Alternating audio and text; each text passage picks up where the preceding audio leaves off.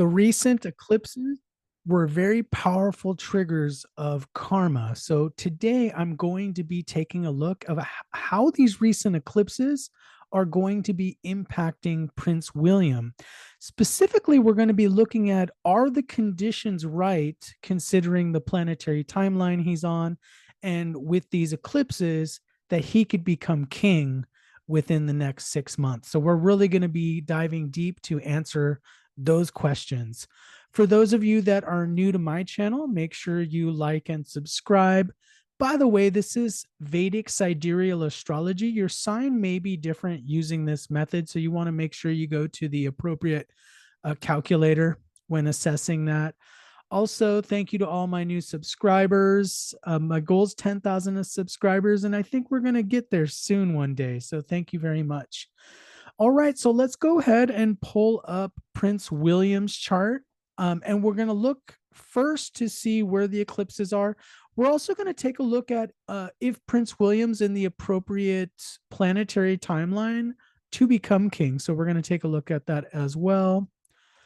By the way, quick disclaimer, this reading is for entertainment purposes only. All statements about Prince William, well, they're all allegedlys and speculation about the astrological energies. All right, so this is Prince William's chart. If you're new to this, this is what a Vedic South Indian chart looks like. It's got the squares on it. So let's take a look at his planetary timeline first. And then we're also going to take a look at the houses that the eclipses happened in as well. Okay, so these are two different things we're going to be looking at. So the planetary timeline, it's always important to look at the timeline because the timeline, it really does override the eclipses, because the timeline is going to say, okay, is it going to allow these eclipses to bring about what we're looking at as becoming king? Is the eclipses going to help that? Because if the timeline is not in accordance with that, then it's really going to do no good. So the thing we're going to notice, he's in a Rahu Antardasha. Rahu in Western astrology, Rahu is the north node. For those of you that are new to this, Rahu's this horseshoe symbol right here, and he's going to be in this time period of Rahu he entered it October of 2023, and he's going to be there till August of 2026. Now, these antardashas can sometimes be, they could be 6 months to the longest one could be 3 years long. So they give us a somewhat, it could be a several year time span, which we see here from 2023 to 2026. The eclipses are going to help us give a little more detail on that. Now, you'll notice that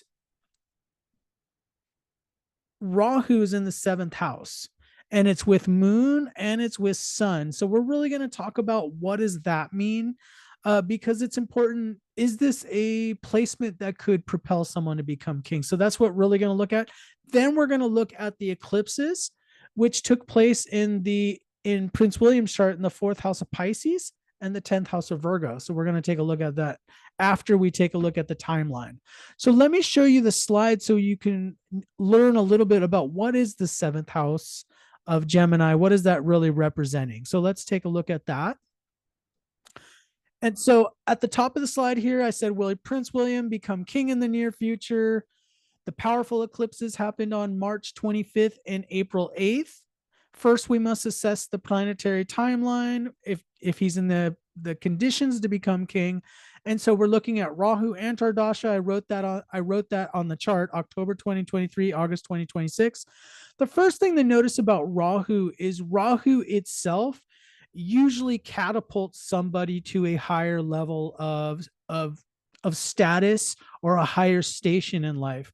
Rahu itself can provide breakthroughs for people, usually under unusual circumstances, because Rahu represents unusual things. Rahu can represent things like smoke and mirrors. Rahu can represent, finding a crack in the wall to slither through, metaphorically.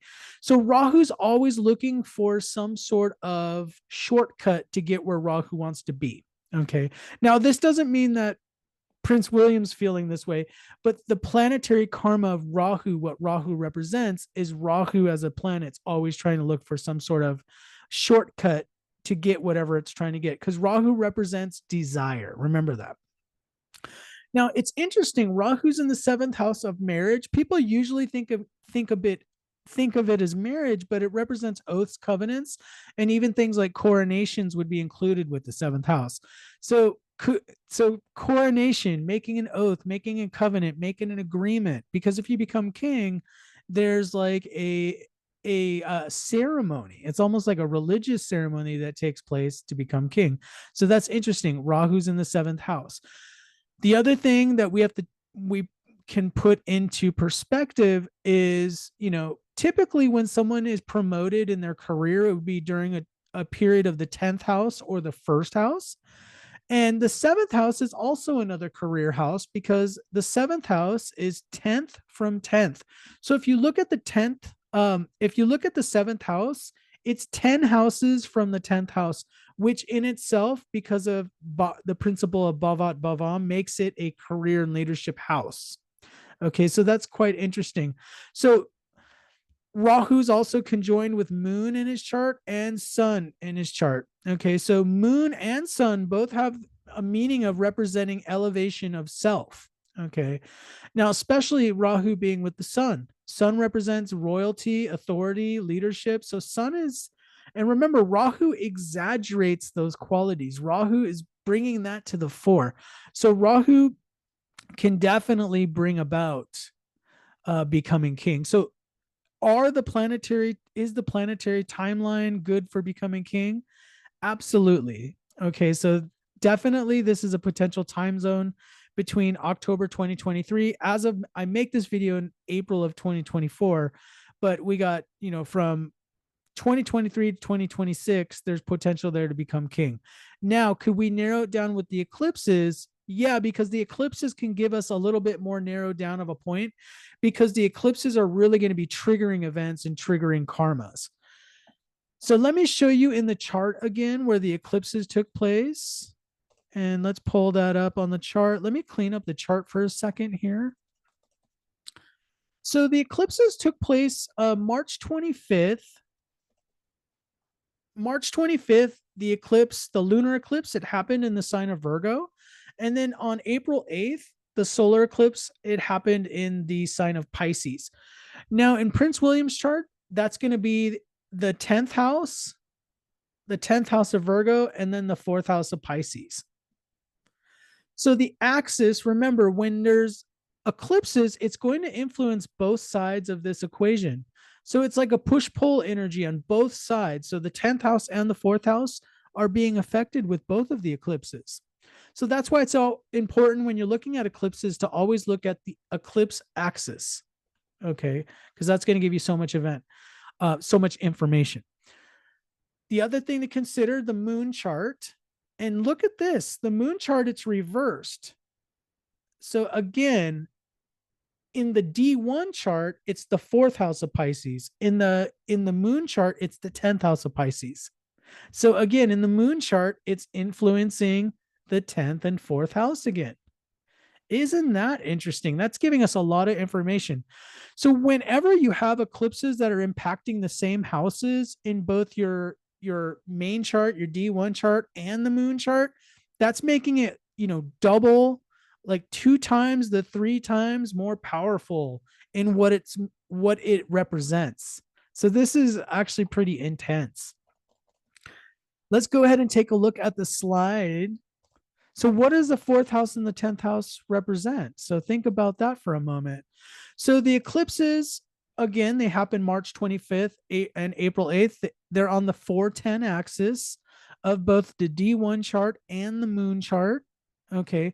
Now, first off, before we talk about 4th and 10th houses, what they are, what they exactly signify, let's talk about that they're what's known as Kendra houses in Vedic astrology. Kendra houses are very powerful houses. So the Kendra houses in Vedic astrology are 1, 4, 7, and 10. Those are called the pillars of your chart.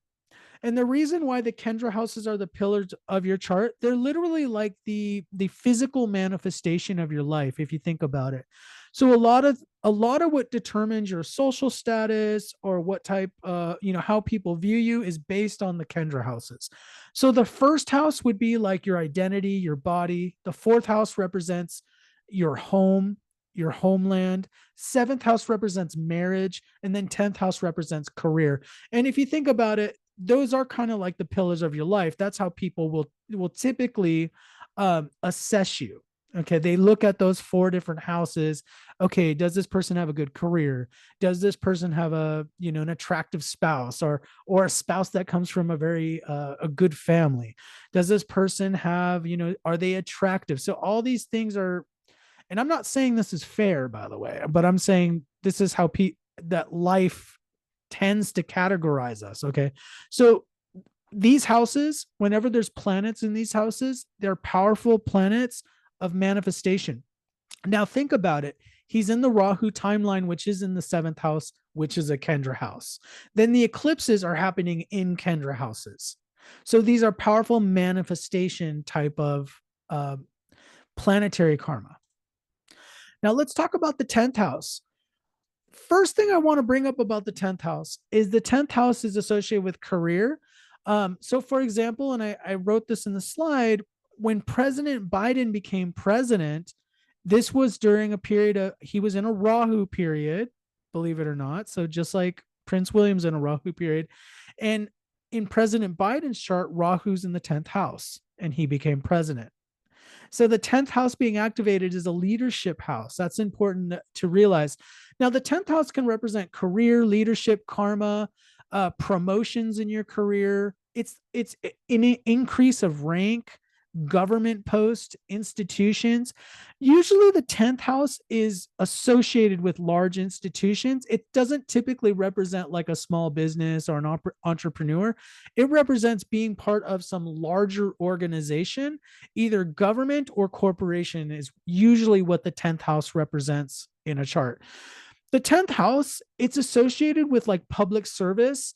And a lot of times, you know, people think that the 10th house brings people a lot of money. The 10th house isn't really one of the money houses, and I'm just bringing this up so you all can understand. The 10th house is just being given responsibility. That's what it represents. So becoming king is like you're just getting this responsibility. You're getting this high position. Okay. So it represents karma yoga. Karma yoga is all about service to people, service to the public. It's not necessarily, um, it's not a position that has to do with like, oh, you're making all this money and you're being an entrepreneur. It's more about public service. And, for example, like the President Biden, I think they make only like and only, I know that this would be a lot for a lot of people, but the president of the United States, I think, makes like $400,000 a year, and they consider that like a token salary. Well, because the 10th house is more of like this leadership role that you're being given. So, anyways, I just wanted to bring up so this idea that it's being of service. So it can be one of those houses that's not necessarily an enjoyable house because you're giving of yourself. You're giving, giving, giving. So could this house trigger becoming king? Absolutely. 10th house is like leadership post, king, president, prime minister. That's all what the 10th house represents. Now, the fourth house, we got to look at the fourth house too. The fourth house can represent home and homeland. If we think about the monarchy, it's very much associated with England, right? The King of England. Homeland, defense, mother figures, root culture. It's very much part of the root culture. So the fourth house and the 10th house, they're both going to have to do with leadership, but also it is affecting his home life as well. Okay. Because if you think about it, if he becomes king or he takes on more responsibilities, it's going to be affecting the home life. So that's how you could see the 10-4 axis is being affected there. Now, the eclipses are really going to be triggering for the next 3 to 6 months until the next pair of eclipses, which are going to be happening in September and October. So I want to give you several interpretations for this eclipses and how it's going to influence Prince William. So, like I said, in the very least, like let's say he doesn't become king, but let's say in the very least, this represents more public leadership and responsibilities. Okay. So, for example, while King Charles is getting his treatment, while all these things are happening, while this is going on, he's taking more royal duties. And I think maybe he's taken some time off recently, but likely with this kind of uh, eclipse, there's going to be sooner or later he's going to be making more royal engagements. So that would be the very least. In the very least, he's going to be doing more. He's getting more public visibility. He's being seen as a leadership. So let's say, if King Charles, let's say he does recover, but he still, there's low vitality. Well, Prince William might be stepping in, taking more of a role in the royal family and royal duties, things like that. Now, that's the very least. The 10th house in these eclipses could also generate becoming king. So at the most, it's going to generate becoming king. In the very least, it's going to be just more responsibilities. So if we take a look at the overall chart, the chart is literally screaming yes. Okay, so Rahu is providing the unusual circumstances. For example, no one knew the king was going to be diagnosed with cancer. So in a Rahu timeline, that would be like an unusual circumstance. It'd be like, oh, because if you think about it, the queen, she lived a rather long life. So we're kind of assuming that with King Charles. But this is kind of like the shock factor. He got diagnosed with cancer. Now there's rumors. We don't know how bad it is, but there's rumors that it could be bad. Okay. So this definitely could provide the impetus. Rahu's in the seventh house. The seventh house is a career house. It represents oaths and covenants, things like coronations. And then the eclipses are affecting the 10th house, which represents leadership in public service. So all these factors together could indicate someone becoming king in the near future here. So definitely it's possible. So we're going to be watching this. The one thing I also want to point out is when we looked at how the eclipses influenced King Charles, you'll notice that they influence the 9th and the 12th houses of King Charles's chart. Well, that's more of turning away from public duties. That's more of the 9th house and the 12th house are more about going on retreats, stepping away, retirement. Prince William's is the opposite. It's all about like public visibility. So if we put two and two together, look, King Charles, his chart is more fading into the background. Prince William's is more being brought to the center stage. So let me know what you think down below in the comments. I hope to hear from you. And thank you for watching. And I will be seeing you in the next video.